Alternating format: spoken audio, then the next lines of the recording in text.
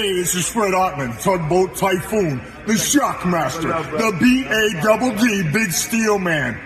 And the card is subject to change. Watch it. Welcome back to the show! Welcome back to the show!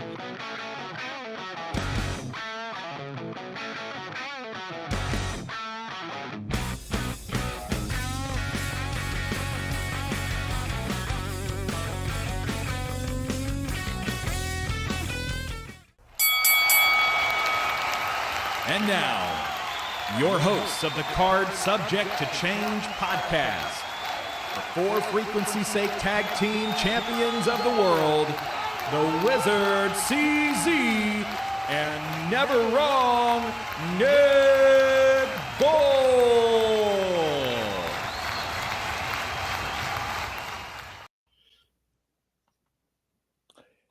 Hello, everyone, and welcome back to another exciting episode of the Card Subject to Change podcast, the podcast by the fan for the fan. Of course, I am Never Wrong, Nick Bull. I want to thank you so much for joining us here on the For Frequency's Sake podcast network. Of course, we are Card Subject to Change podcast, powered by Lopez Pizza, built by Durham Remodeling, and colored by Ryan Allison Tattoo. So thankful for all those people who are able to help us make that possible and bring it to you here on the For Frequency's Sake network. Of course, I've introduced myself. I am Never Wrong, Nick Bull. So happy you're here in our little niche of the world, which is the Card Subject to Change podcast. I'd be remiss if I did not mention my tag team partner. He is one half of this show. He's the booker man. He's a wizard. He can do it all. He is the one. He is the only. He is the Wizard CZ. Wiz, how you doing, bud? Man, it has been a long weekend, but a good weekend. And I'm glad we're here chatting about what we're going to talk about. Do want to let everybody know who's watching this. This is not a live broadcast. We are having trouble going live. Technical difficulties happen. So we are recording right now, and this will be broadcast. You are watching a recorded version of this show posted later on tonight, which is now, if you're watching it now. And I'm just rambling. The only difference between now and any other show is this isn't live. But right. It really is kind of live since we do it in one take. We never edit. That's right. Just kind of how we've rolled since the beginning. A little peel the curtain back, a little secret behind the show. We don't edit. We go straight live. So if we make a mistake, we make a mistake. Kind of like a wrestling match. I mean, they don't start it over. I mean, it isn't Jey Uso's entrance music. We don't get to play it again. So, or do it over. So we're on the fly here. So we're glad you're here. We're glad you're with us. You said it was a long, weekend, but a good tired. What, I know what we're talking about here tonight, but, is it because it's a TK show and it ran late on a Saturday night, or you're just tired? A little bit of both. I will give a shout out to the flagship show of the network, For Fantasy's Sake. They had a live broadcast this morning from the Last Picture House, which was cool. They did a good job, had a good time. I was up early to be there. I stayed up. We were up. Nick, I don't think you left the house here until midnight-ish. Yeah, the pay-per-view ended at 11:49. Yeah, so late night there, and then I was up at 7, so I did get a bit of a nap in, got a little bit, about an hour or so that I'm not complaining about that. But no, I'm excited. We haven't talked AEW in a little bit. I think the last show we reviewed for them was All In, if I'm not mistaken. Yeah, last couple pay-per-views for whatever reason we just haven't gotten to it or didn't watch the show or weren't going to be around for it, but we were. Life happens, right? It happens. It happens when you're going to other things or watching other stuff. So it's no slight, no diss to them, but the stars aligned this time, and we were able to review WrestleDream, which took place, as we usually record this on Sunday afternoon, evening, took place last night, Saturday, not too far from us here in St. Louis, Missouri. Yes. It's WrestleDream. I believe it's the third installment of the WrestleDream series. Of course, WrestleDream is like a tribute show initially to Antonio Inoki's passing by Tony Khan. St. Louis is a pretty, wrestling-rich city. So they got the pay-per-view this year. And the card was interesting to me. It wasn't like I wanted I was looking forward to every match on here, but there were 3 matches that probably grabbed my attention. So, yeah, let's review it. Why not? That was kind of my attitude going into the show. I would say about the same. There were 3 matches that grabbed my attention. I would say, I will preface this. One of them was on the pre-show, but it leaked into the main show. So yeah, that was weird. That was weird. I don't know. Obviously, I don't work for Tony Khan, so I don't know if it was planned that way, if it was a timing issue for the, what do they call it now? It's not the 0 hour anymore. It's tailgate brawl. Yeah, it was a tailgate brawl last night. Yeah. You know what? I don't know what it was, to be honest with you. We're talking about FTR and Jet Speed closing out the tailgate brawl, and they're doing entrances for the match with like 5 minutes left in the pre-show. I'm like, they're not going to get this match over before the pre-show's over. So that match bled into the main show, main card of WrestleDream. I don't know exactly what time it ended, but it was well into the show, and then they began the show. But I do remember saying, we've watched 2.5 matches after the first hour. I'm talking about the half match being the FTR and Jet Speed, and then the 2 subsequent matches, and it's just the timing. I mean, I'll just get it out in the air right now. Like the thing that kills me with this show was the timing and the ending. There were some things I liked. There were some things I didn't. But for the most part, there was more stuff I liked than what I didn't. But the timing of this show, running a show, cutting off a show because you only paid for 30-minute extra satellite time and you haven't wrapped it up at 29 yet. Like, come on, guys. You guys have been doing this for like 6 years now. Let's go. Figure this crap out. And here's the thing. We've been critical on Tony Khan's timing of his shows because of their horrendous length. But, I mean, he doesn't put on a bad product. There are always good matches to go back and think about and enjoy. But I'm glad this was a Saturday show, because I know Tony won't run against his dad during the football season.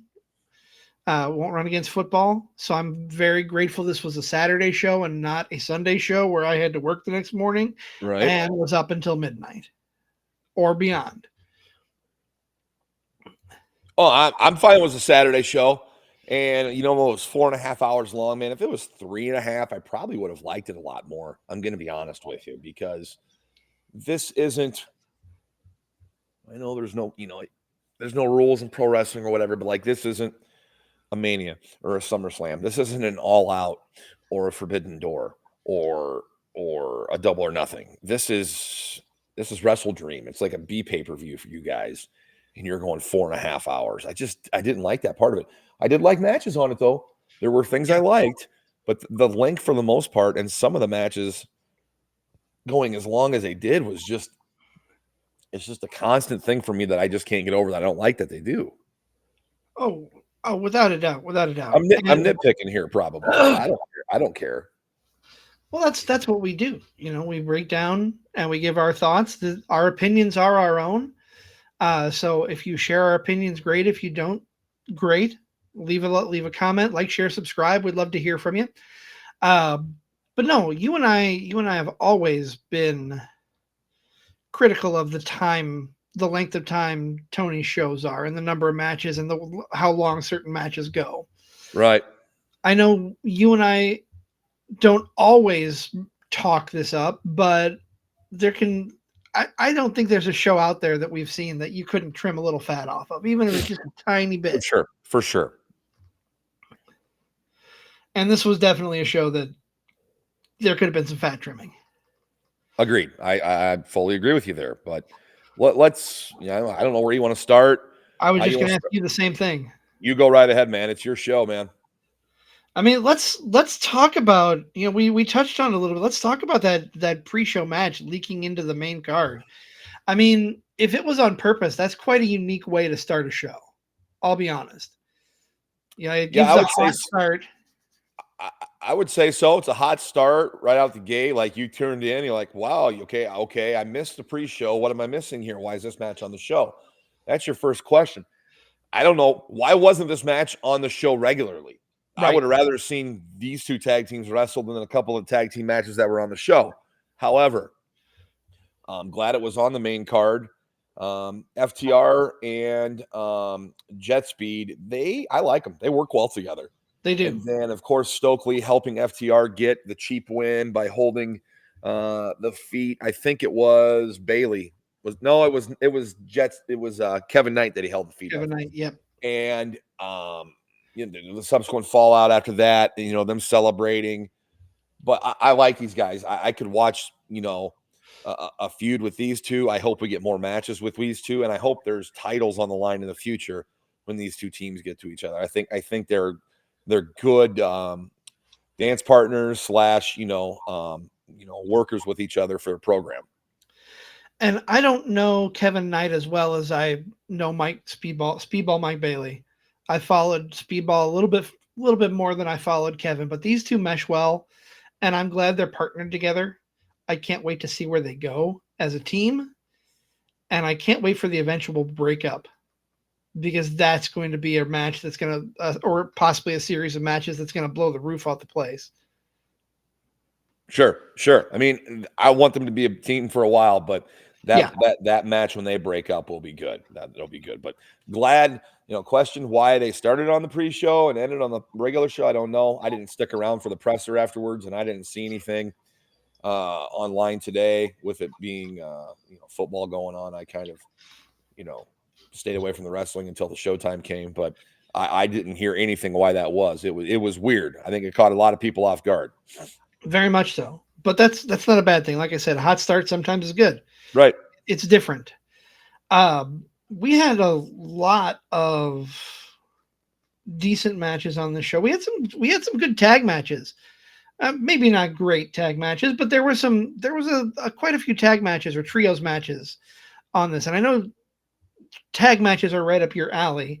Maybe not these two teams, but let's kind of jump ahead a little bit and talk about the Young Bucks, or should we say the Broke Bucks? Yeah, the Broke Bucks and the Jungle Boy Jurassic Express, or whatever, the Jurassic Express. I dig the Bucks thing they're doing right now, where they don't have enough money for the full pyro entrance with Titantron and whatnot, and that they needed this. They didn't have music either, did they? I don't think so.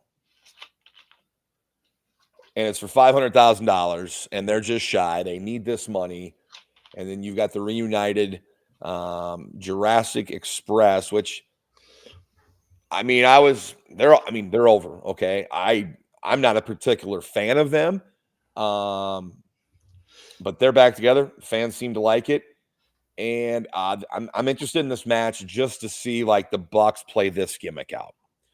And I really thought it was probably the best tag match on the card of the night.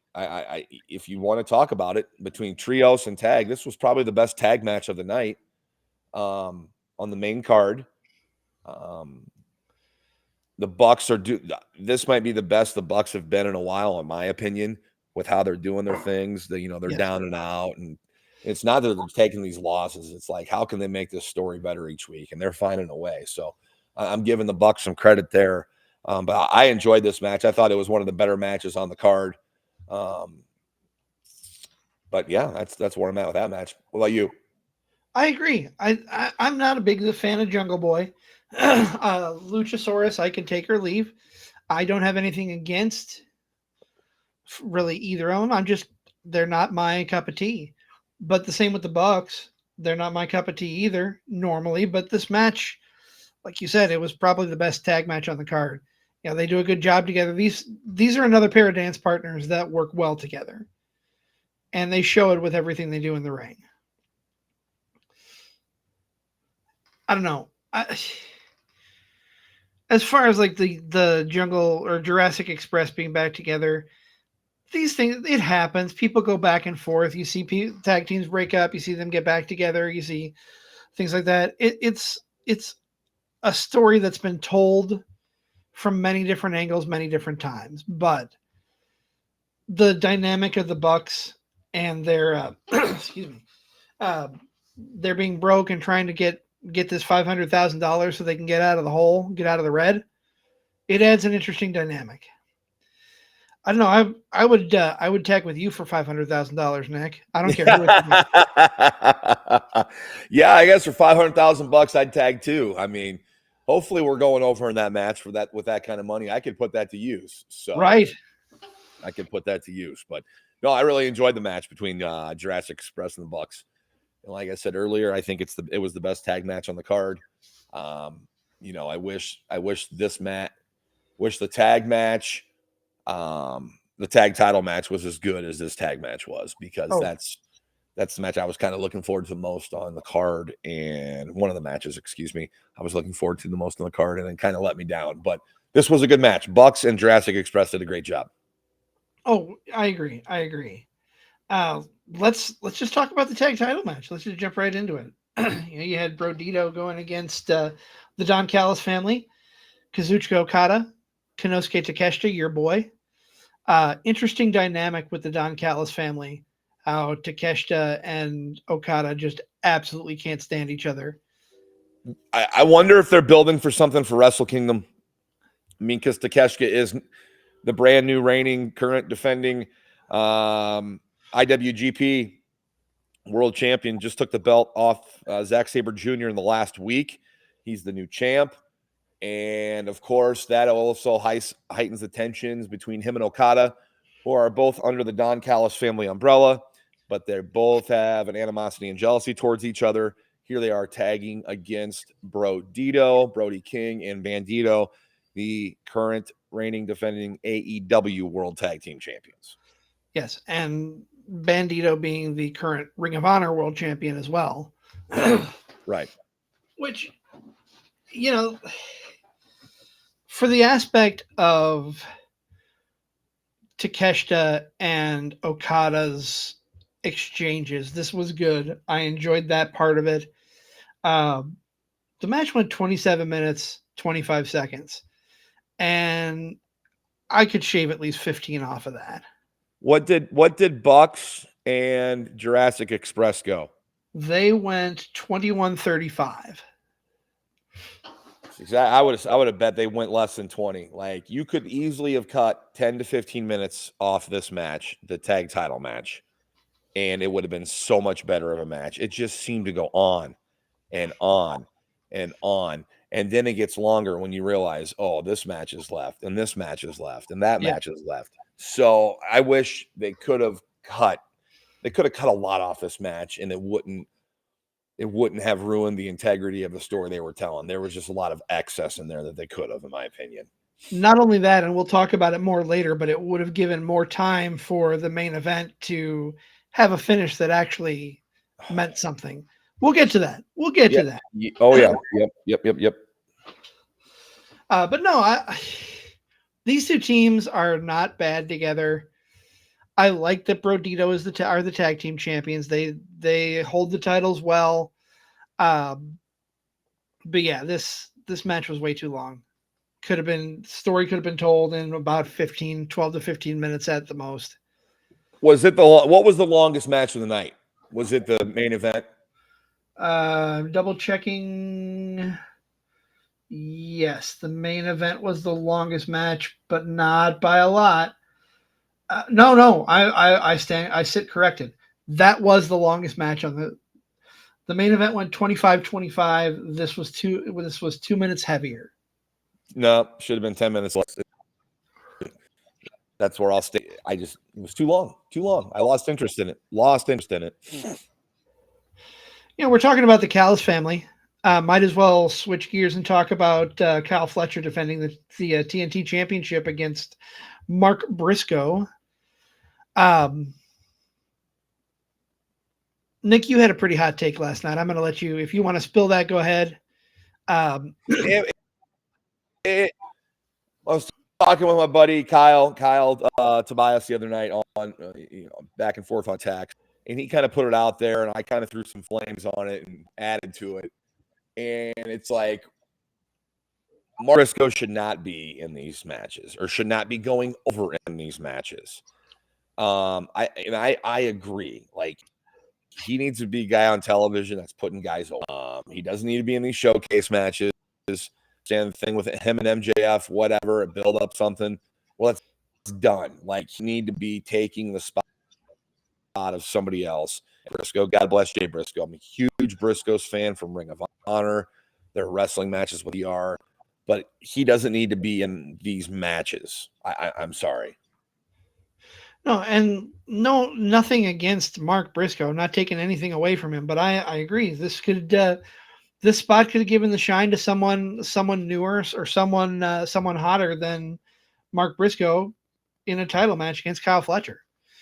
Fletcher's coming off of a recent World Heavyweight Championship match against Hangman in the last couple of months. He's the current TNT champion. So he's got some skill. He's got some talent. Let's put him in with someone who can help showcase Kyle Fletcher, and who Kyle Fletcher can help showcase. But to me, this match, yes, it really didn't. Nothing seemed special to me about it. No, don't get me wrong. Kyle Fletcher's special. I think something really, really, really good. He's not there yet, but I think he's going to be really, really good.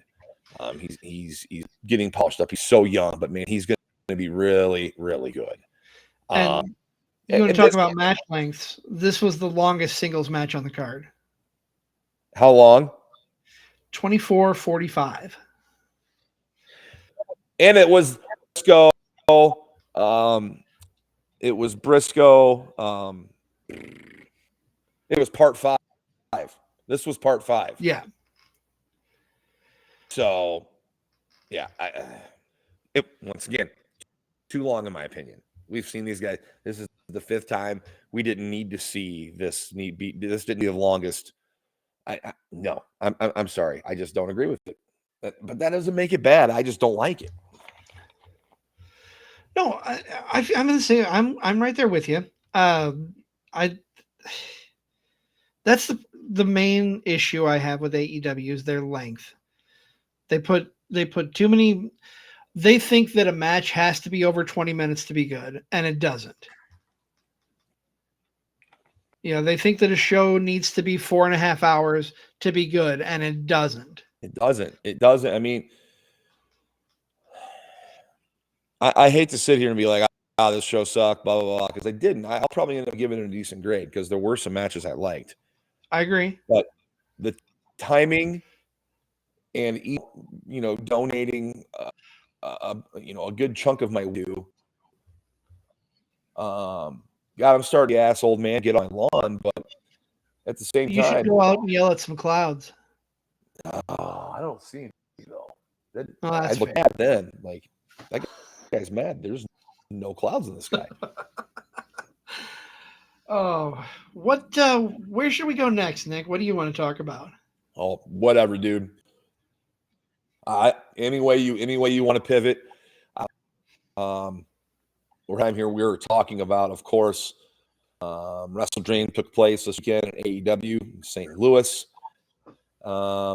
This is episode 221 of the Card Change Podcast. Of course, we're the podcast by the fan for the fan. We are powered by Low Pies Pizza, built by Durham Ramon, and colored by Ryan Allison Tattoos. So glad to have those guys aboard the For Frequency's Sake podcasting network. Yes. Now let's do this, Nick. We're about 24 minutes into the show. Why don't we haven't had a chance to take breaks in a while and promote the other shows on the network. We have a milestone episode coming up for the flagship show in November. And I think we should just take a minute to promote their 100th episode celebration. So let's pause for the call. You're telling me I can stand up for a minute and move around? Yes. I'll listen, but I can stand up and move. That's fair. Yeah, go ahead. Okay. We'll be back after this in just a minute. Big news, fantasy fans. We are hitting a huge milestone. the 100th episode of For Fantasy's Sake, and we're going back to where it all began, Kavanaugh's Hilltop Bar and Grill in Rock Island. Mark your calendars, Sunday, November 16th, 10 to 11:30 a.m. Join the crew for football talk, fantasy insights, laughs, and a little friendly banter as we celebrate 100 episodes and dive into the rest of the fantasy season. Expect giveaways, league chatter, and maybe even a few surprise guests. Grab a drink, hang out, and be a part of the live recording at the bar that's been our home from the very start. Whether you've been with us since episode 1 or just joined this season, this is one party you won't want to miss. See you at Kavanaugh's. Hey everybody, this is Hollywood from the Gorgeous Ladies of Wrestling, and you're listening to the Card Subject to Change podcast. I hope you enjoy it. Have a good day. Bye. Welcome back to the show. Welcome back. Oh. Thanks to Hollywood for recording that tag last year when we met her at the Sandra Lee Memorial Car and Bike Show. Shout out to Ricky Lee, who runs those shows. We'll be talking more about that in the coming months as he's getting ready for the 5th annual show. But no, you can always go back into our archives, check out the interview we had with Hollywood at the car show, as well as us talking about her directly here in the studio about her book and her wrestling life. So yeah, that was awesome when hey, I'm writing a book. Well, we need you to come back on when you get the book out. And she did. It was great. Go back in our archives. Yes. Of course, you can find all of those on YouTube, correct? Correct. Susie? At CSTC podcast. Just look for our logo. We have all of our shows there with the exception of Wrestling with Fitness. Wrestling with Fitness does have its own Facebook page, or I'm sorry, YouTube page. We do have our own with Facebook, but the archives for that show is on YouTube in full if you want to check that out.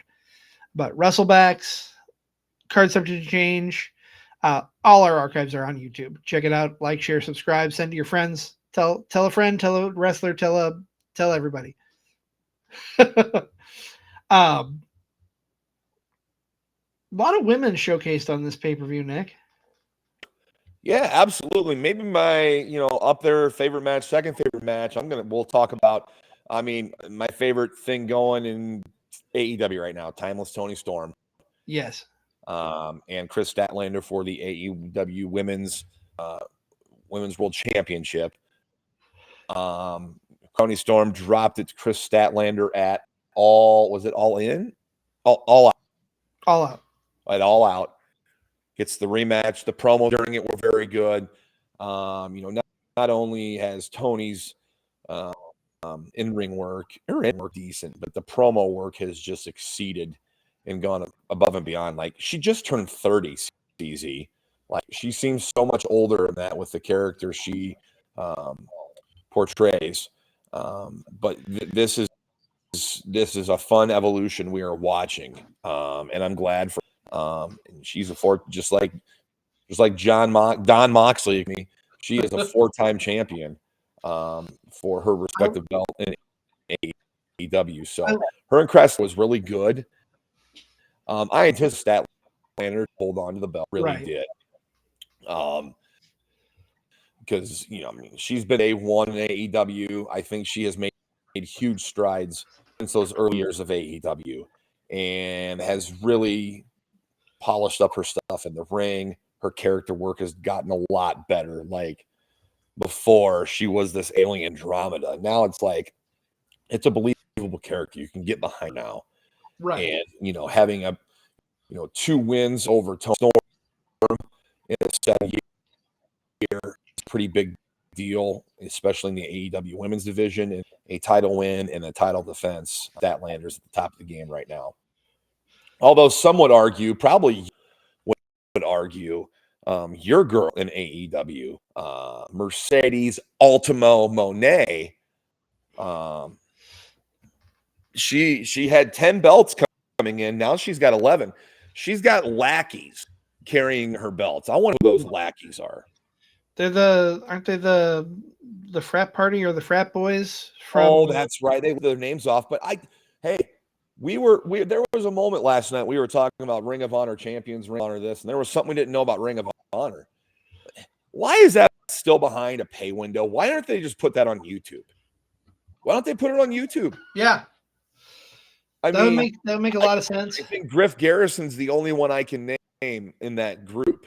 That's because he's been a tag team with Brian Pillman Jr., who's now Lexus King. But yeah, I would like to know what's going on in the Ring of Honor. Kind of brushed to the side over there. And I'll piggyback off of that. I don't like who Mercedes Moné's opponent was, not the person, because it had to be someone with a championship. And I really think with the way they are treating Ring of Honor, that the Ring of Honor championships should not be defended on an AEW pay-per-view. Ring of Honor is very similar to NXT in a lot of regards, very different in a lot of regards also, don't get me wrong, but they are treated as more of a developmental brand. They have their own set of pay-per-views or PLEs, what have you. We don't need AEW has enough titles as it is on the main roster. We don't need to be creeping ROH's titles into AEW. Am I wrong? I mean, I don't think so.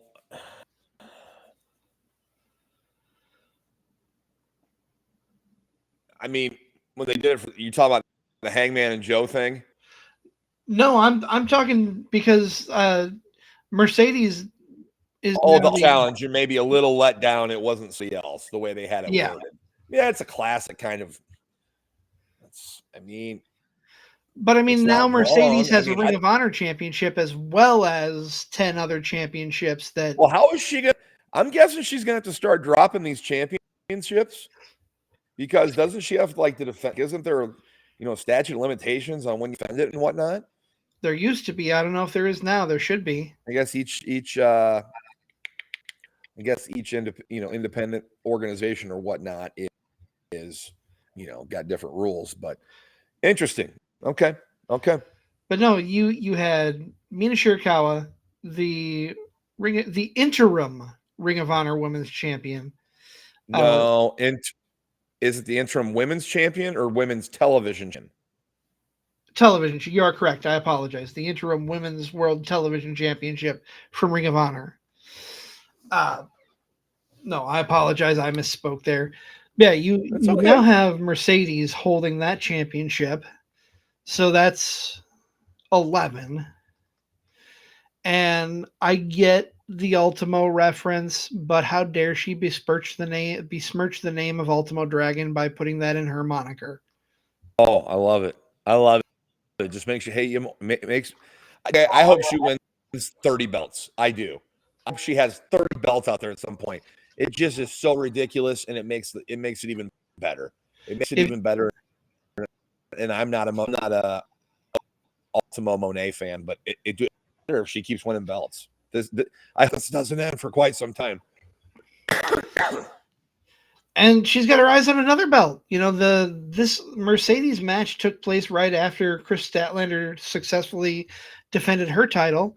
They had a stare down at the beginning of the match, or before Mercedes' match took place, and then Statlander came back out, and there was another stare down after.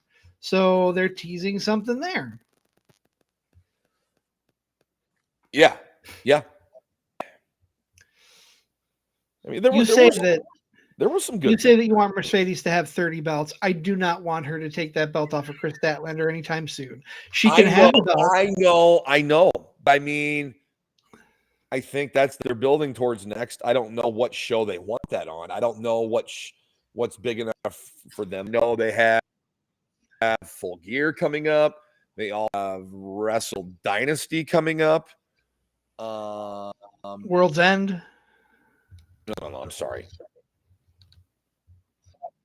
Full Gear and then World's End. No, that's okay. Wrestle Dynasty was that a one-off, or are they bringing that back? The one-off last year that coincided with Wrestle Kingdom, which is the next week in January or whatever. So, fair. A couple of big shows coming up. Also, believe Guts is coming up as well for AEW, and we've been.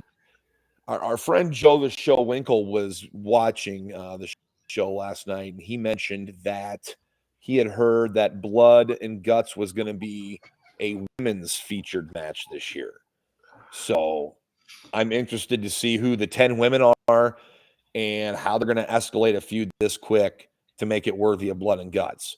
Not saying women can't do it. I just don't know of a hot enough feud in AEW right now. Whereas you've got the Death Riders against everybody, that's already built in, and they have enough members to do a blood and guts match against any number of people that they've taken out. Right. I guess wait and see. Stay tuned, right? What?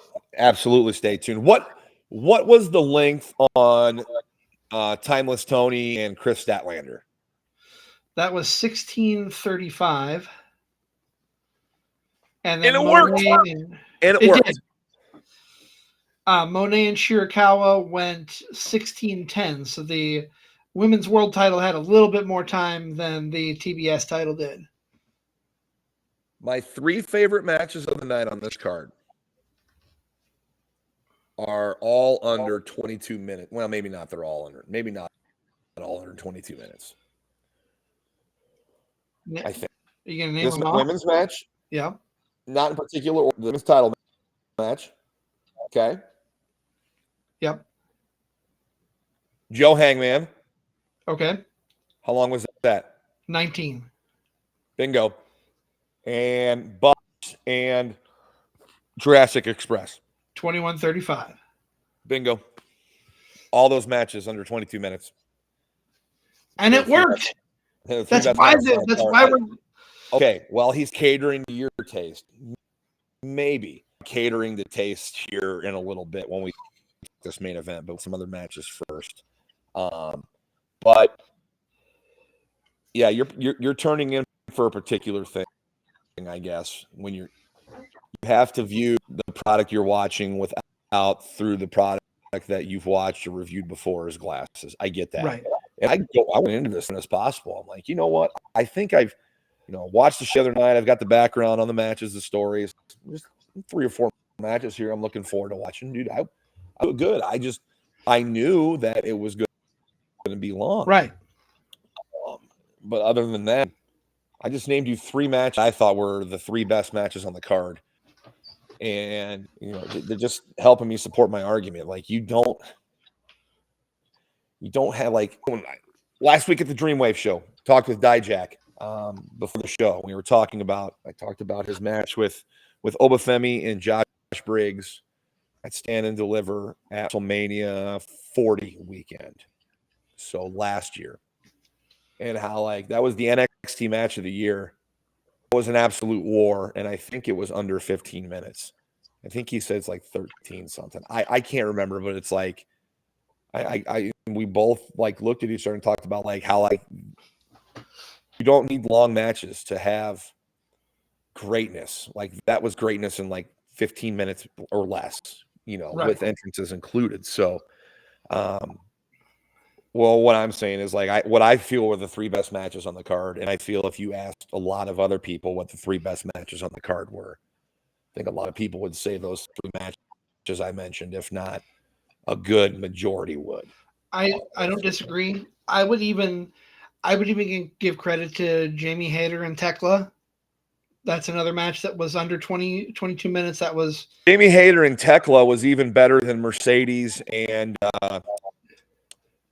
Shirakawa in my. And they did it all in 15 minutes and 35 seconds. Like, exactly. Now I know there's long matches out there that are excellent, and I'm not saying that long matches aren't good, but by no means are we poo-pooing on length of matches itself. It's just quantity versus quality. Sometimes less is more. And I had a feeling that the longest match would have been Moxley and Darby, since it was kind of the blow off to the feud.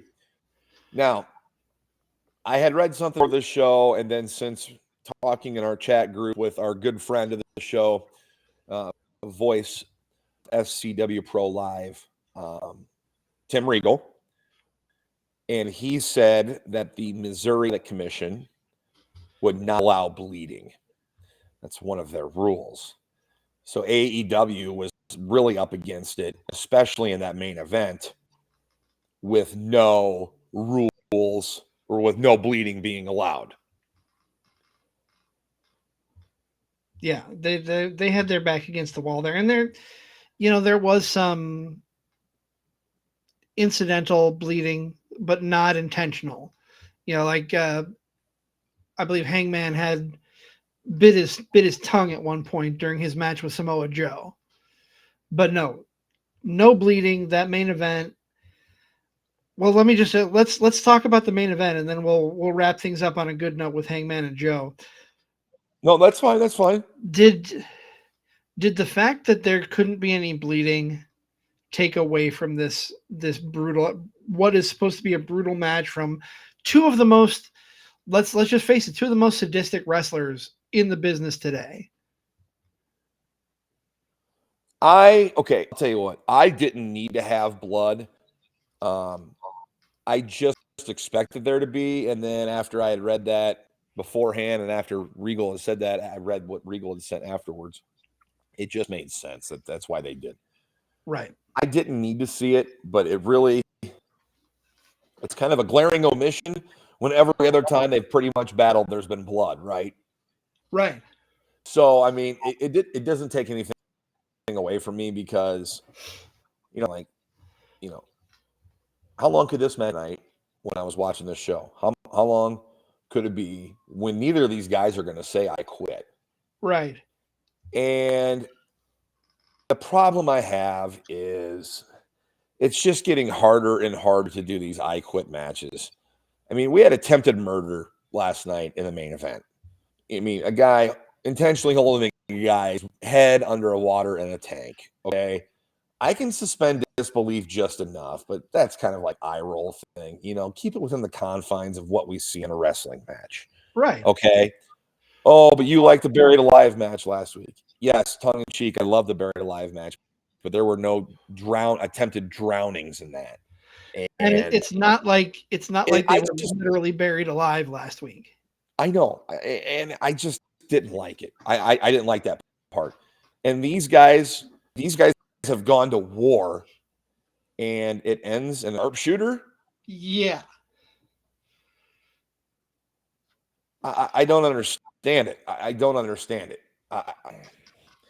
And not only does it end in a sharpshooter, but it's Jon Moxley that quits in the sharpshooter. Moxley, who has no quit in him whatsoever. I'm not saying that Darby does. Well, Moxley was choked out by the Mount Everest flag. That's fair, but still, I mean, he had enough consciousness to say I quit when he was in the sharpshooter. He wasn't completely choked out. I know. I mean, you didn't even talk about the biggest thing that happened in this match. Well, of course. I mean, that's what made this match better. And do you want me to say it or do you want to say it? I want you to say it. My voice is kind of struggling this weekend. Fair enough. Towards the end of the match, the lights go out and the commentators. Wait a second. The lights went out. The lights went out and you thought it was the Shield, didn't you? No, I thought it was the Undertaker. But there was no goal.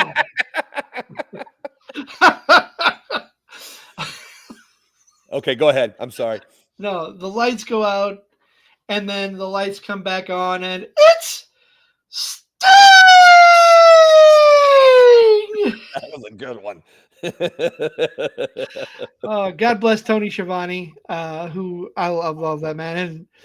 And spoiler, I talk a little bit about Tony in my article coming up this week, so stay tuned for that on Thursday. When this variation of a Sting action figure comes out, it's going to be the Sting white on white face. Right. It's the Sting paint, and then his face is white, and then his beard is white as and well. His hair is white. Yes, it's white on white on white. And yes, there was that moment. And having Sting back in the ring just kind of made sense. Darby's his counterpart. And I mean, it's kind of a passing of the torch. He passes off the baseball bat and walks away. Yeah. He did interject a few times because Darby was getting his butt kicked, by the Death Riders, and he even the odds up. But yeah, gave passing of the torch moment, walked away, you know, still able to make a big impact. And of course, one of the major things that AEW has done right was the booking and how they treated Sting. Yeah. It's Sting! Great to hear that again. Anytime Sting can make an appearance and Tony Schiavone's on the call, it's worth it to me. So that was cool. I guess it kind of saved the ending of that match, but I just thought with the brutality these guys have portrayed in this feud and in the vignettes and everything, like Darby Allen's been through hell against these guys. Right. And they have beaten the crap out of him, and he's nearly died and all this. And absence of blood, no. I've had enough blood personally. And when I say that, I was doing the Eddie Guerrero JBL thing with Joe and WrestleBacks. So the blood last night, it didn't bother me, but it's kind of like it's kind of missing because, Darby had welt marks on his back. He did have like a open wound on his side, maybe from the table, kind of like the Bob Holly thing where the table lacerated him or something. But I mean, it wasn't. They couldn't blade, so to speak. So, but I think the match was fine. Just the ending, I just did not like the ending. No, and I agree. know what they're doing is catering to a different crowd, and I understand that. But I think a lot of people felt the same way I did about the ending. Like, what? That's it? So it was kind of like, you have this build and you have these two guys who will do anything to beat the other one into submission. Right. And it's kind of like the air just got sucked out of the room when Mox submitted to the sharpshooter. Yep. It's like, oh, that's it? Oh, okay. The war is over. I mean, yeah, I don't know. I don't know what to say.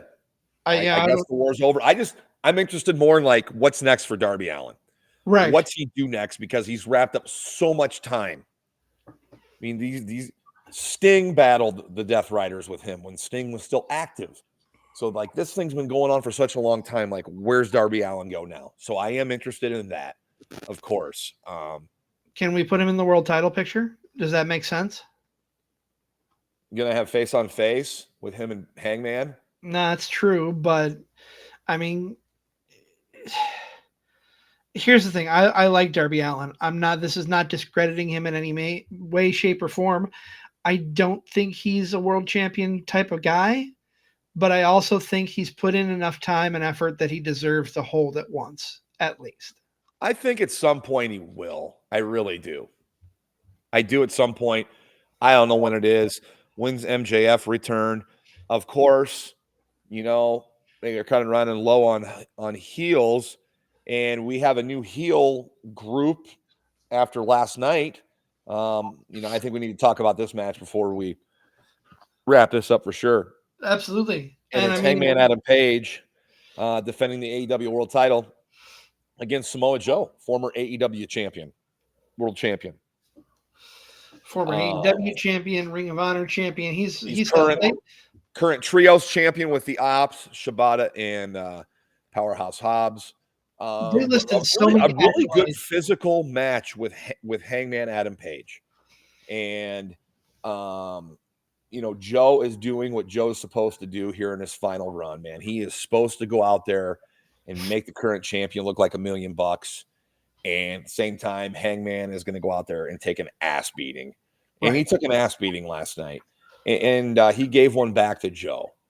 And it was such a great moment after the match. Hangman, battled and then hits Joe with 3 consecutive buckshots.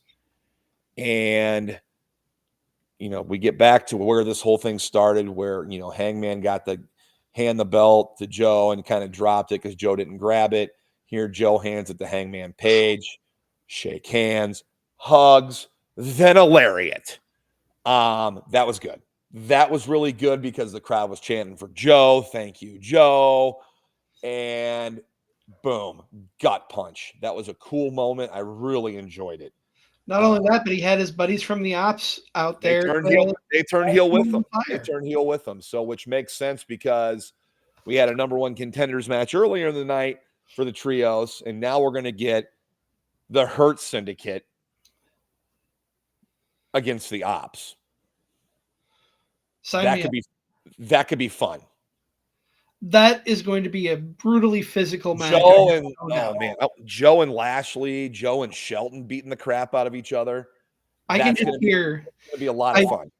I'm not a big fan of the chant, but I can just hear the crowd, meat, meat, meat, meat. Oh, we hurt people is going to be, it's going to be fun. It's going to be fun. So, I mean, overall, I'd probably give this show a B-.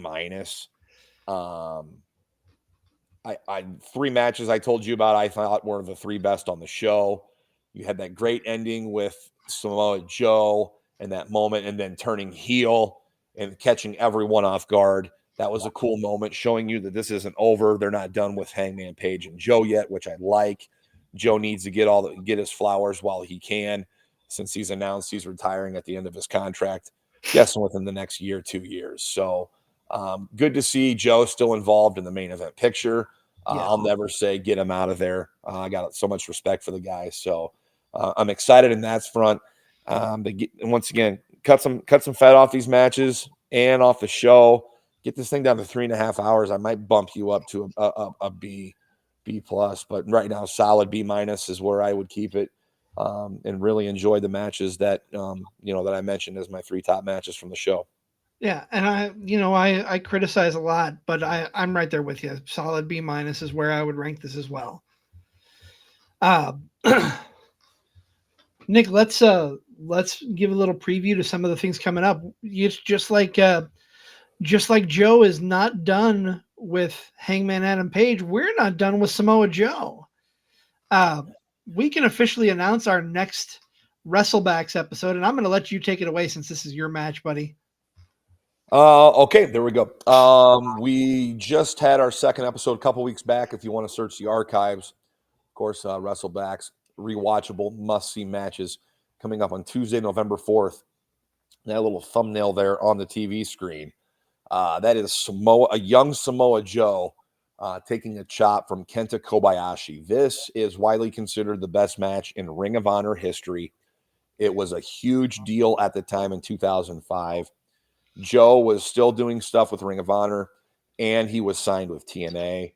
But this match kind of like vaulted Ring of Honor into the stratosphere amongst wrestling fans. So we're going to go back and review it. It's one of the most physical wrestling matches I've ever seen. And if you are a fan of 2 dudes beating the crap out of each other, good for you, because you can find this match on YouTube and you'll be able to go back and maybe discuss along on the show with us as we discuss it. This match is on YouTube. I think it's like 23 minutes long.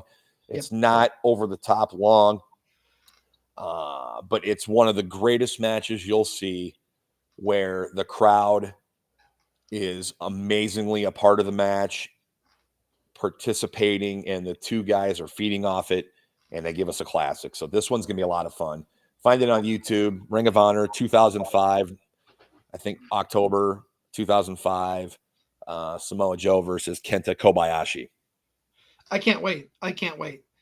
And that's the beginning of next month. As we near the end of this month, Mr. Zach Takis and I will be back with a friend of Zach's, Vinny Cataldo. He'll be joining us. He's on a fitness journey of his own and a big wrestling fan. So that is our Wrestling with Fitness on October 29th, last Wednesday of the month. And Nick, we've got a guest that we've had briefly on for Convergence and our podcasts collide next Sunday, as we record this. I'm excited. The Untamed Lion, Leo Santel, is joining us next Sunday right here on Card Subject to Change, and that's going to be a hell of an episode. I can't wait. Yeah, looking forward to talking with him. We spoke with him briefly at the Convergence show. We're going to have him on here long form. Of course, talk about his life in wrestling, but of course his wrestling fandom. That's why we want to get these guys and gals in here and talk about wrestling, and that's why we're here at Card Subject to Change. Of course, the podcast by the fan, for the fan, powered by Low Pies Pizza, built by Durham Remodeling, colored by Ryan Allison Tattoo. Very proud to be a part of the For Frequency's Sake podcasting network. Very much so. That is going to put a bow on this episode of Card Subject to Change. So thank you all for tuning in. Apologize that it wasn't live, but this was fun. A lot of fun discussing AEW's WrestleDream. You dream, I dream. We all dream of wrestling, right?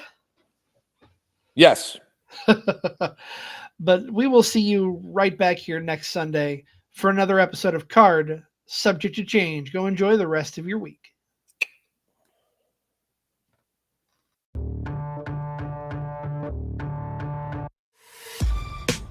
This has been a For Frequency's Sake Podcast Network production. For more great content, subscribe to For Frequency's Sake on YouTube, Facebook, and Twitter.